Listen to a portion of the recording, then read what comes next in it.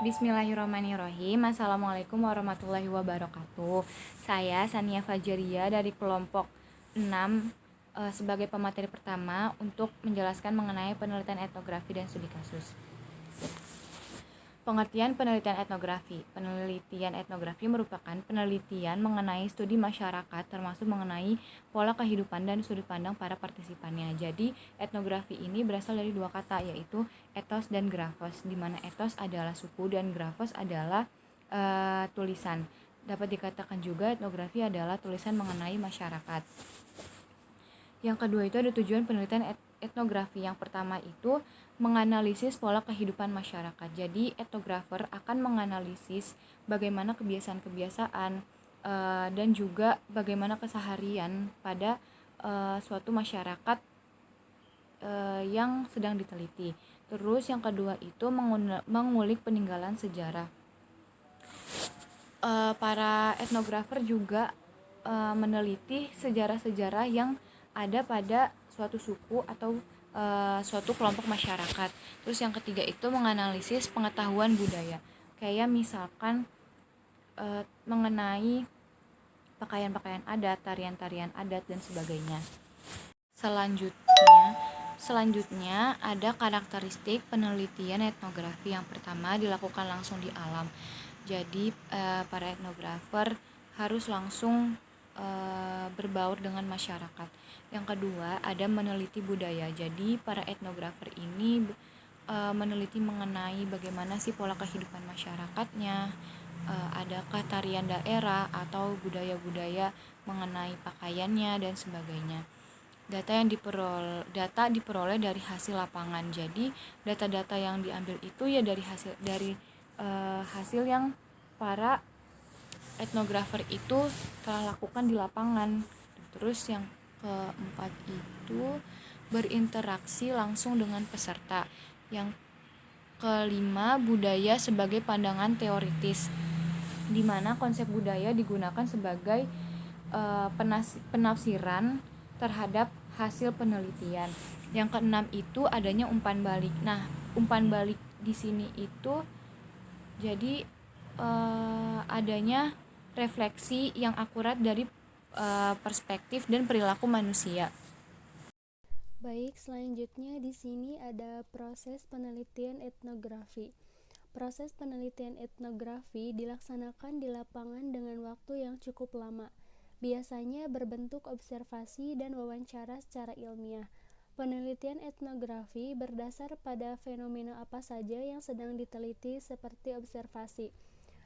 Proses penelitiannya ada 4, yaitu yang pertama, pralapangan. Pralapangan yaitu mempersiapkan hal-hal yang perlu dilakukan sebelum penelitian seperti memilih situasi sosial. Yang kedua ada pekerjaan lapangan. Tahapan pekerjaan lapangan yaitu memasuki tahapan wawancara, observasi, serta dokumentasi. Yang ketiga, tahap analisis. Melakukan analisis diantaranya seperti analisis taksonomi, observasi difokuskan terhadap objek atau subjek yang akan dianalisis. Dan yang terakhir ada hasil akhir, yaitu akhir dari penelitian yang menjadi dasar dari tema yang akan diangkat untuk penelitian. Baik, selanjutnya ada jenis penelitian etnografi.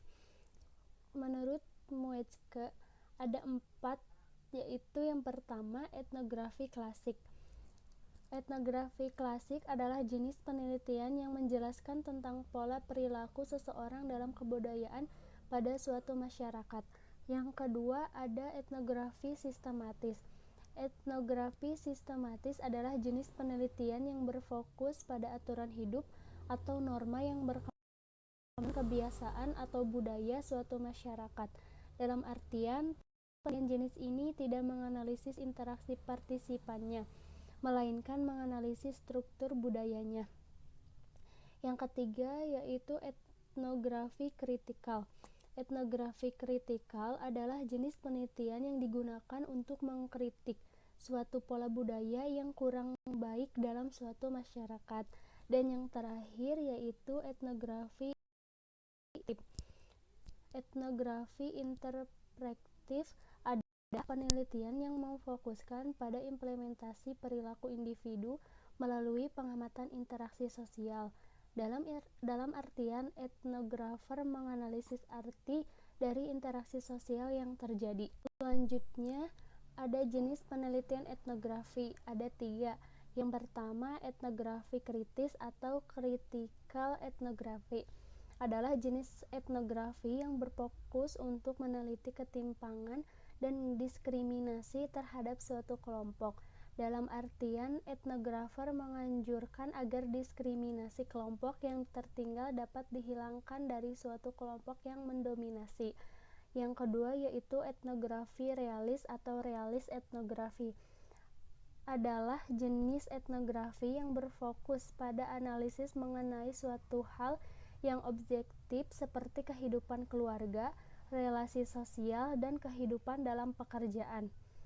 Dalam artian, penelitian jenis ini cenderung tidak berfokus pada tema budaya.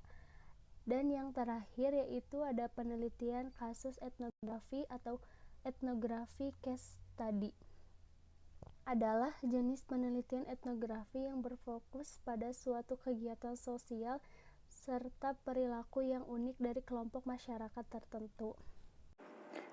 Nama saya Husnaya Naya. Di sini saya akan menjelaskan mengenai studi kasus. Studi kasus merupakan salah satu metode penelitian kualitatif yang mengarah pada pemahaman dan perilaku manusia berdasarkan pada nilai dan kepercayaan.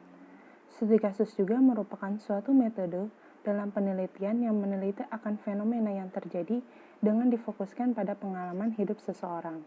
Ketika terdapat sebuah celah antara fenomena dengan kejadian yang ada, atau menggunakan beberapa sumber bukti, studi kasus juga dapat memberi tekanan pada analisis kasus dengan menggunakan beberapa jumlah suatu kejadian dalam suatu desain penelitian.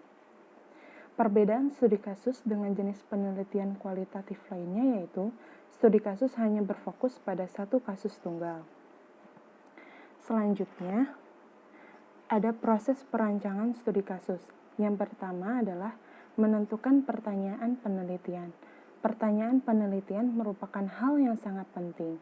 Dengan menentukan pertanyaan, penelitian dapat berjalan dengan baik. Pertanyaan dalam penelitian ini seperti 5W plus 1H. Yang umum digunakan dalam setiap penelitian. Peneliti akan membuat pertanyaan yang berhubungan dengan fenomena atau objek yang akan diteliti.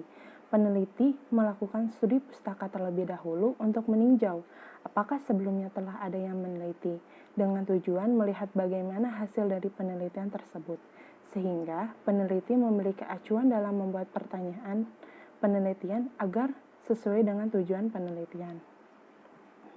Yang kedua ada menentukan variabel dan instrumen penelitian. Peneliti mendefinisikan variabel yang akan diselidiki. Variabel ini berkaitan dengan kelompok atau individu serta kejadian yang akan diteliti. Variabel ditentukan berdasarkan tujuan dari penelitian tersebut. Setelah menemukan pertanyaan, langkah selanjutnya adalah menentukan jenis prosedur atau sampel yang akan digunakan untuk mewawancarai dan mengamati orang-orang yang teridentifikasi. Peneliti akan menentukan apakah menggunakan single case design atau multiple case design. Single case design meneliti hanya pada unit kasus, sedangkan multiple case design meneliti beberapa kelompok kasus yang serupa. Selain itu, peneliti dituntut untuk membuat instrumen. Instrumen ini dibuat dengan cara melihat tujuan, pertanyaan penelitian, dan menggali informasi dari penelitian terdahulu agar penelitian mencapai validitas penelitian yang baik. Yang ketiga, menentukan kerangka teori dan konseptual dari studi kasus. Pada tahap ini, peneliti memutuskan apakah peneliti akan menggunakan pengembangan teori dalam penelitiannya. Peneliti harus membuat kerangka kerja konseptual untuk mendukung instrumen penelitian. Tidak ada peneliti yang terlepas dari orientasi disiplin keilmuan, karena teori dapat menjelaskan bagaimana sesuatu itu bekerja. Tinjauan pustaka dapat membimbing tindakan-tindakan dalam penelitian. Yang keempat ada pengumpulan data. Pengumpulan data dapat dilakukan dengan cara wawancara, observasi, dan kuesioner. Wawancara yaitu dengan menanyakan kepada responden secara langsung. observasi, yaitu mendatangi dan melihat langsung ke tempat penelitian. Kuesioner yaitu metode dengan cara membagikan angket baik secara online maupun offline kepada responden, di mana angket tersebut berisikan pertanyaan penelitian yang sebelumnya telah dibuat. Yang kelima, menentukan teknik analisis data. Studi kasus difokuskan pada kualitas data yang diperoleh, bukan dari kuantitas data yang didapatkan. Dikatakan bahwa dalam mengidentifikasi tema pada penelitian kualitatif menggunakan analisis induktif, data yang diperoleh akan dianalisis dengan cara diberikan kode setelahnya dapat dikelompokkan sehingga peneliti dapat mendefinisikan, membagikan, dan mengkombinasikan data. Yang terakhir ada karakteristik studi kasus. Yang pertama adalah digunakan untuk menganalisis data atau untuk mengidentifikasi suatu kasus. Yang kedua, studi kasus menggunakan banyak rujukan atau teori dan berbagai sumber dari informasi untuk mengumpulkan data agar lebih terperinci dan mendalam untuk merespons segala peristiwa. Yang ketiga, studi kasus merupakan sebuah sistem yang terikat oleh waktu dan tempat. Yang keempat ada studi kasus membutuhkan banyak waktu untuk meneliti. Sekian dari kelompok kami, kurang lebihnya mohon dimaafkan. Wassalamualaikum warahmatullahi wabarakatuh.